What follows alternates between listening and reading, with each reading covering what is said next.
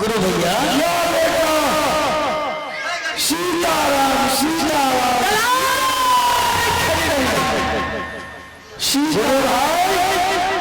हाँ गुरु भैया ऐसे घर में देखो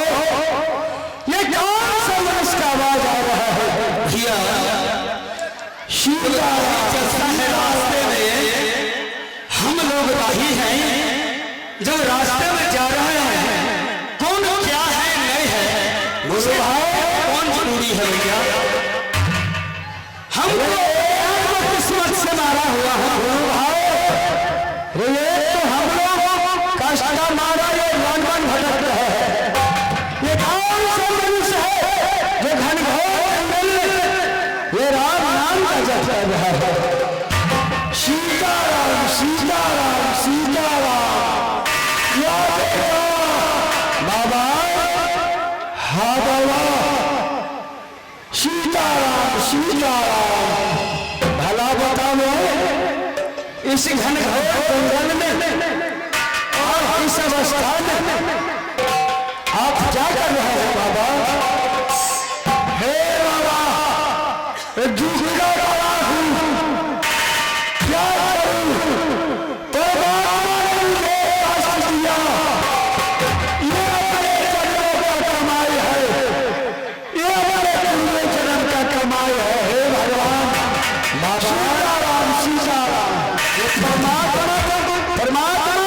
सबको कष्ट देते हैं सबको मारते हैं मगर आप मनुष्य होकर आपका ऐसा सशक्त शरीर देख लगता है रातों राजे महाराजे हैं फिर इस घनघोर जंगल में आप बुलाव देते हैं नहीं हे मैं राजे महाराजा नहीं मैं कोरिया हूँ ये अपने जन्मे का कमाई है क्या बताऊं बाबा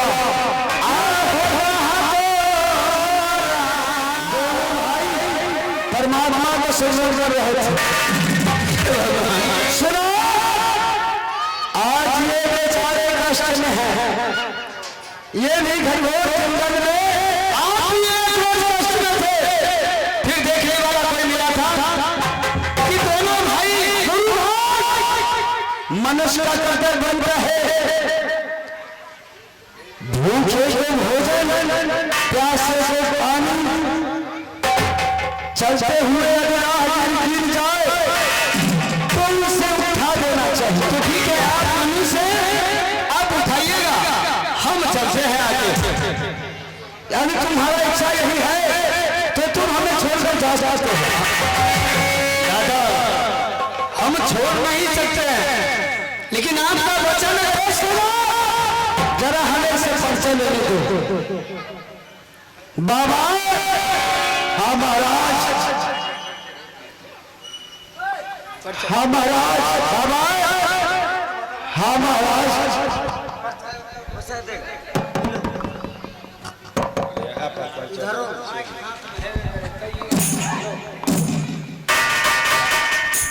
महाराज मैं दो रानी हूँ महाराज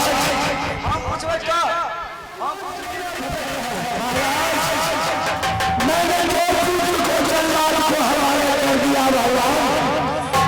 यही मेरा पाप हो गया इसी कारण महाराज एक पत्नी में पावन हो गई और मुझे दुष्ट हो गया महाराज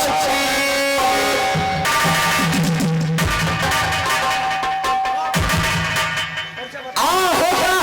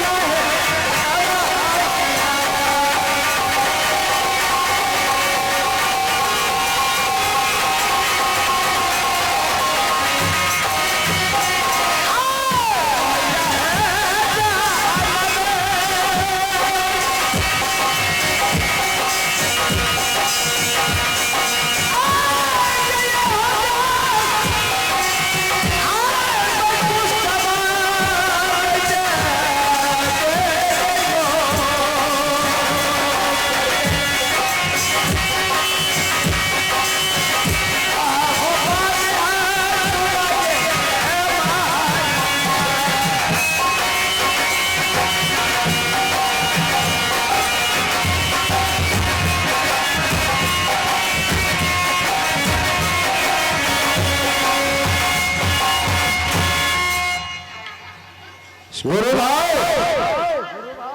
बाबा। हाँ गुरु भैया, आप दोनों पुरानी हैं, जरा सामने आओ बाबा।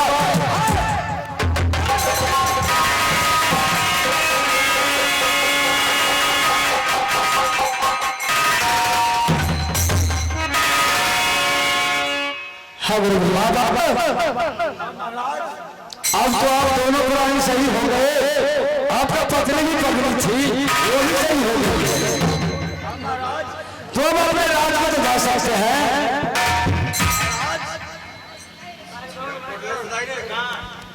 महाराज आप जाते जाते अपना नाम और परिचय से बाबा बताते जाए। बाबा, मैं एक जोगी फकीर हूँ, संत हूँ,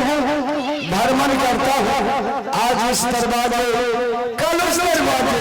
परसों उस दरवाजे, आज इस नगर, कल उस नगर, आज इस शहर। बाबा,